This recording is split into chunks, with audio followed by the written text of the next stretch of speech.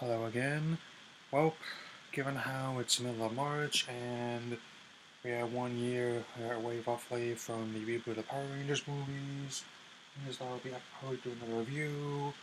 This time on the Legacy Mighty Morphin Red Ranger. I've had this guy for a little bit now since, as I explained before when I was younger, I had this was definitely my one when I was younger, my Red Ranger. Not this exact one, but the older ones I had, but you can tell a lot of advances in toys that comes in since getting a close up, a very good sculpt here that's capturing the kind of the armored look of the movie.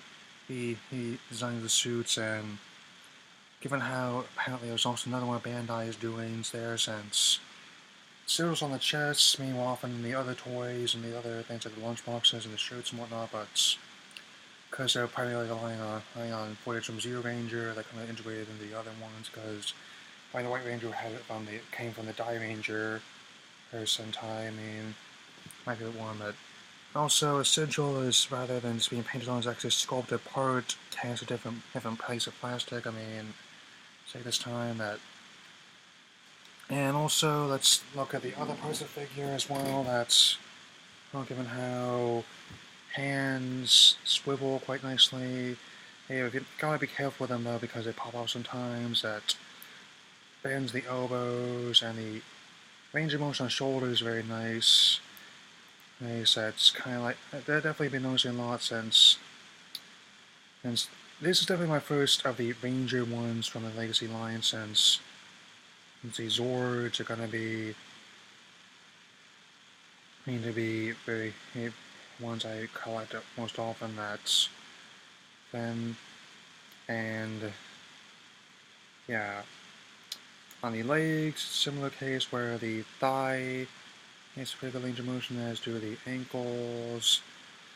And the Blade Blaster and his holster actually comes out, as you can see there. They just was stuck them in the holsters in the movie. They think, oops, like here goes the hand. Because in the movie, the weapons that we used were, again and again, the Saw Saber, here from Tommy, and a couple ones that were made just for the movie for Kimberly and Billy. Like the Pterodactyl Thunder Whip and the Stego Stinger. Here that's this stun gun slash grappling hook. I mean that, and range of motion on the heads also quite nice. That have the sculpt in the movie helmet, and turns out there's another feature there's a power scope because it actually that was just been a clip-on piece, but instead rather it pops off like this because the heads are interchangeable. It's probably going to be a similar case when I get to the, because I'm probably getting other figures in this since, yeah, it's on a ball joint, so it definitely is a bit tricky sometimes, but pops off quite nicely and interchangeable since power scope is quite accurate, and range of motion on this head's a bit stiffer than the other one, but overall it's definitely a nice figure. And also, last but not least, again, like I did with the Zords, I went about a box by 10 chance, but this is what it came in. That kind of like how the whole triangular shape and how they try to capture the design, similarly to what they did back in 1995, and definitely would be it's meant for age 50 and up, so definitely a collector like me. And also nice bios here.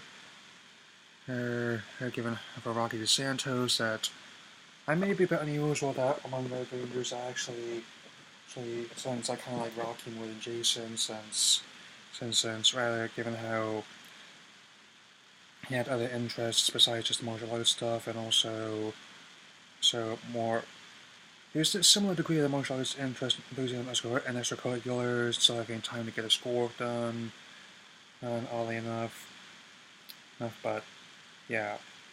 Anyway, this definitely is quite a good figure, even if you gotta be careful sometimes because with the hands, is to extend the feet, which pop off, and a couple gimmies that being the heads are kind of stiff interchange, but overall, I definitely would recommend this figure for fans of the franchise as well as the hit movie on which the system is based. That working on getting some of the other ones that, given apparently, surprisingly, Adam and Kimberly are actually getting pretty hard to find for these variants, and especially since other ones like Tommy, Billy, and Aisha are actually quite common. And also the villain Ivan Ooze as well. That as for the reboot, okay, I'm still pretty excited for it. I mean, since I still believe that the special effects we've had in the past 20 years or more since the 1995 movie came out, we have done a big budget initially that doesn't want to stay up there. That feature-length version has cares before we could ever do it again. And there are ones are subject to different versions and revisions, much like Batman, Superman, Spider-Man, X-Men. What we just have to do is just combine that's Avengers and Pacific and Omegas are pretty much got it, so there's that. And anyway, just let me know what you think of the figure as well as the movie in the coming months. And if you have it, I definitely would recommend it. I mean, it's not my favorite one by any means, but it's worth having if you're a fan of the character, the franchise, and the movie. So that's all for now. There'll be more videos over the coming weeks, and still working on my editing software working. Stone does come out this week, and there's a Pokemon tournament this week, Friday, so may the power protect you.